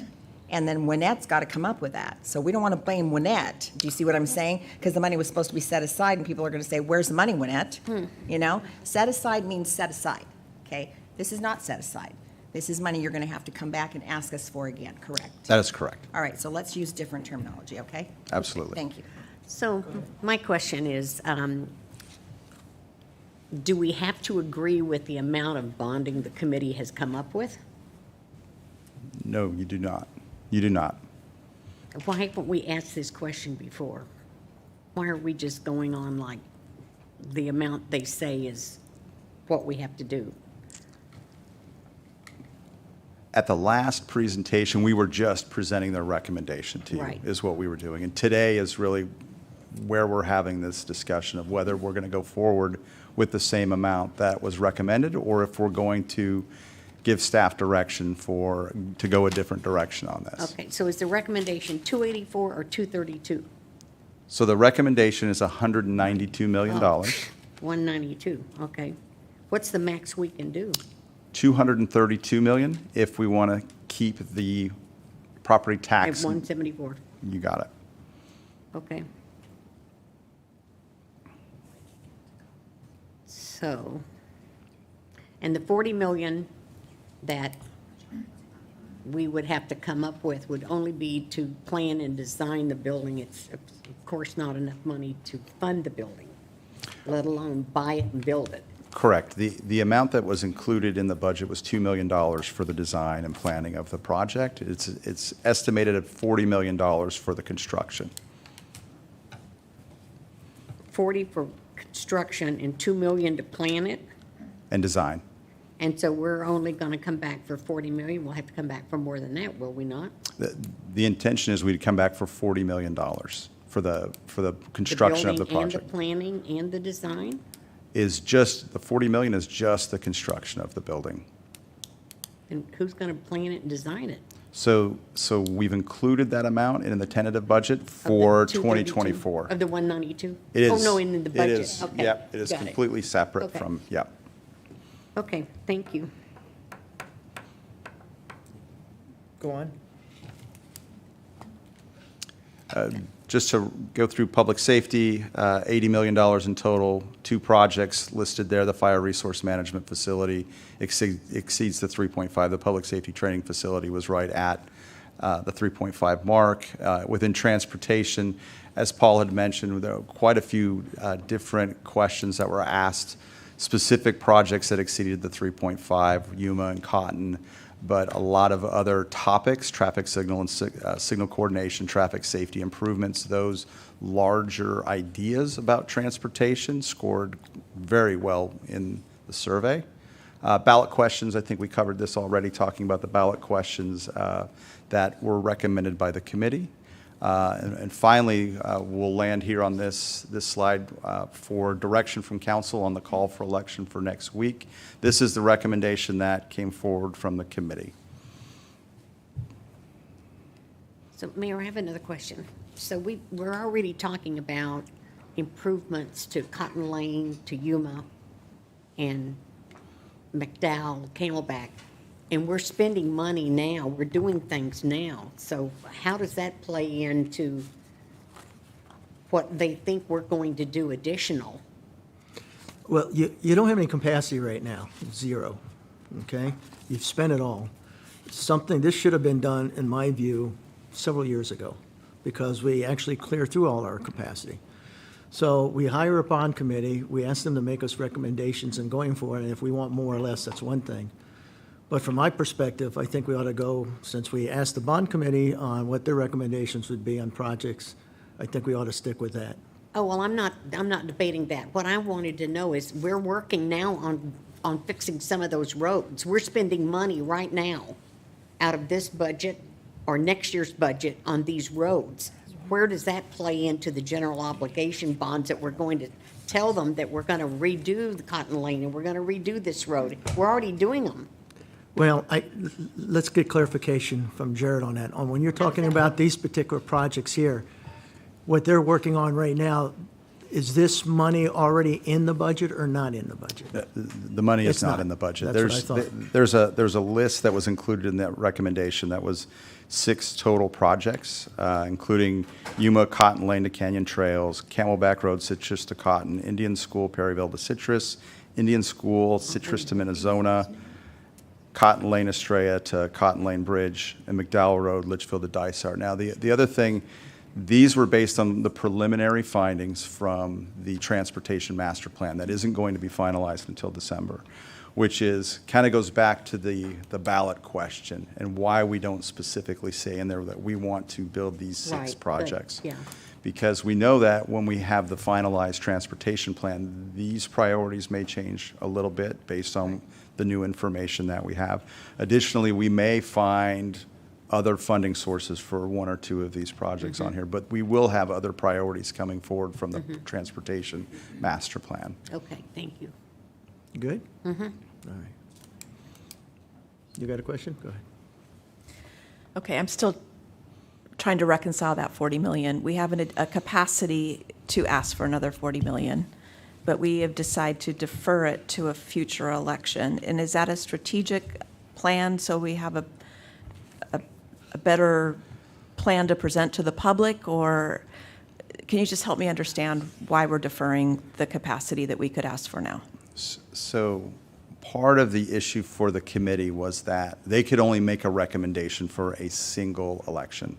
They weren't looking outside of anything except a 2023, November 2023 election. However, they did see a very big need for facilities, specifically the Municipal Operations Center. And the way they felt that they could make inroads there is by making a recommendation less than the total amount that would leave an amount available for future election for voter authorization. But if it's not successful now, what would change to make it successful in the future? That's a great question. One of the things that if Paul was here, he would say that potentially in 2024, that mix of the electorate would be different, and that this would score better in 2024 than it would in 2023. But based on the information that we saw from the tests that we did, that's a lot of percentage you're going to have to make up from 2023 to 2024. So we'll have some challenges probably with a facilities question even in the future. All right, are we leaving money on the table then that we could use for something else? Because I understood for streets that it polled higher, that you could actually spend more than 95 million. Yeah, and actually in the original questions, we asked a $150 million question for transportation, and it actually scored well even at the $150 million amount. Okay. It just seems that maybe 95 isn't enough in today's economy to do everything we need to do. Again, just concerned about, are we leaving money on the table that we could use somewhere else? The other thing I'll say is the graph that I show you that gets us the calculation of $232 million. When I do that again next year, that number is going to change and likely will increase if our valuation increases. So we're kind of constrained by that forecast that we need to use based on the state statute. So as we go forward, it's likely we will see more authorization available in the future. Okay, thank you. Go ahead. I think she had hers first. You got another question? I don't care. I have a statement. That's why the 40 million we can't say we put it aside. That's misleading to the public. Exactly what Laura just said. 100%. We can't put it there because it's not money that's there. We can't say that. Go ahead. I guess the question would be, would it be better than, rather than the voter fatigue, to put the, transportation to raise that, or would that not test well? Because I get the whole election cycle. I was involved with several of our local school board, or not school, local school district elections off cycle, and they're really hard to pass when you're asking for money off cycle. I get that. So would it be better to up the transportation, and then we'd have more CIP money than to go to parks, since that's obviously not going to pass with this electorate? I'm not sure how we can fit these pieces together to get down the road where we need to go. No pun intended with transportation. But I don't know if we need to go a little higher there, and then that frees up other resources. Absolutely. I think we know, based on the survey that we did, the poll that we did, transportation scored well even at $150 million. So we know that it still scores well at the higher dollar amount. the types of things you're talking about, if we have this funding available for transportation, would that free up potentially other dollars within the CIP? I would say it would. It would likely would. And again, council would be able to set those priorities annually with the budget. So you would still have that ability to do that. So I guess the question on the table is, do you want to add the 40 to the 95? Well, let's go around the table there. Councilmember Hampton?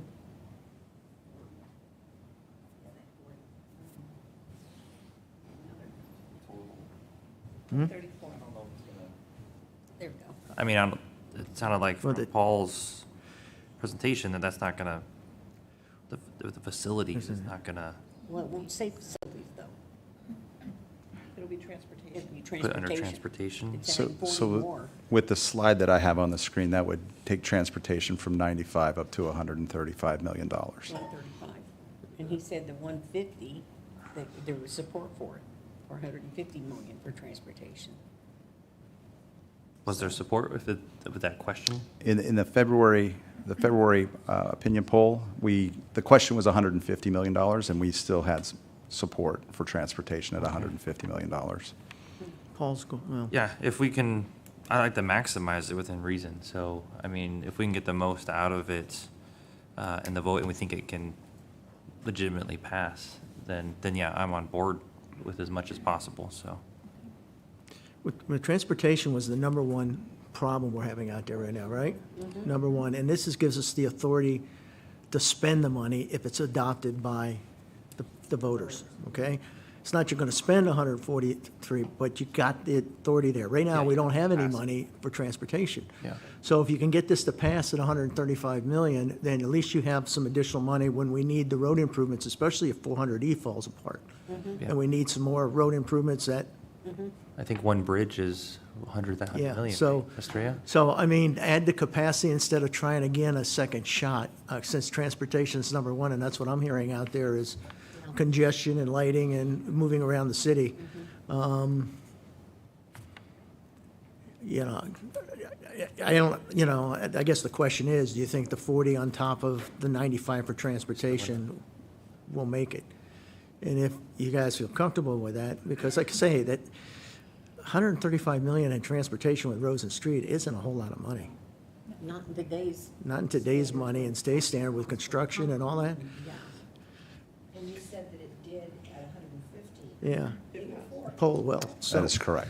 so, yeah, go ahead, what you think? Yeah, I think that's a good plan. If it will pass, then that frees up other money for other, oh, I am so sorry.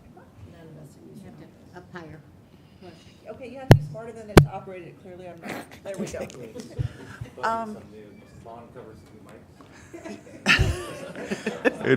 We did not have that in the, I don't think we had that in the bond ballot question. Apologize. I think that's a good plan, and then that would free up capacity in other areas of the budget to reach some of these other goals that we might have, whether it be parks or facilities or whatever we need. We would free up more for our CIP or more for public safety or whatever comes down the pike. I think we have that, like the mayor said, we have the capacity, don't have to spend it. It took us how many years to spend the other? We were spending $1988 Okay. the last time we issued, so it was Yeah. over 20. So if it was over takes us 30. more than 5 years, that's okay, right? Correct. Okay, so this is a forever capacity, so we don't have to spend it within that period. It's just kind of a guideline for our Correct. needs. That was the guidance we gave to the committee, so that was, the recommendation was based off of that. That Yeah, the- and I the can tell council you- can decide to do Oh, sorry. whatever you would like to do. And I can see, I agree, that's one thing that everybody seems to say whenever there's driving around the city. That is the number one complaint. So I'm for, let's add that on and see what we got. Then there's no confusion to come back for the 40 million, which That's is correct. what I'm against. Yeah, that's what I would Are we prefer hearing also. consensus here? So whether we go out for 192 or 232, the tax rate is still 174. Yeah, That is correct. That doesn't change. Okay, I think we should go for the Yes, max. I agree. All right, I think we have the direction that we need. We will be back next week with the call for election. We'll update our documents to bring bring that back to you. Perfect, Okay. thank you. Thank you. With that, with no further item to discuss, we will adjourn the work session and head right to the interspecial meeting. Like to call the special meeting to order for 2023. City Clerk, please read the roll call. We got another meeting. City Mayor Clerk, Pizzillo? can I get a motion and a second to excuse Councilmember Stipp? Motion and a second, all in favor? Aye. Opposed? Ayes have it. Business, a vote may be held to call an executive session for the following reason pursuant to ARS 38-431.03A1 and 3 for legal advice and for discussion for consideration of employment, assignment, and appointment of the position of presiding judge, and pursuant to ARS 38-431.03A3 and 4, discussion and consultation with the city attorney for legal advice, consider his position and instruct the attorney regarding the city's position regarding contracts that are subject to negotiation related to the possible amendment of a development agreement with Microsoft Corporation. Can I get a motion and a second? Did City Clerk get that? All in favor? Aye. Any opposed? Ayes have it. Now we'll break into executive. Meanwhile,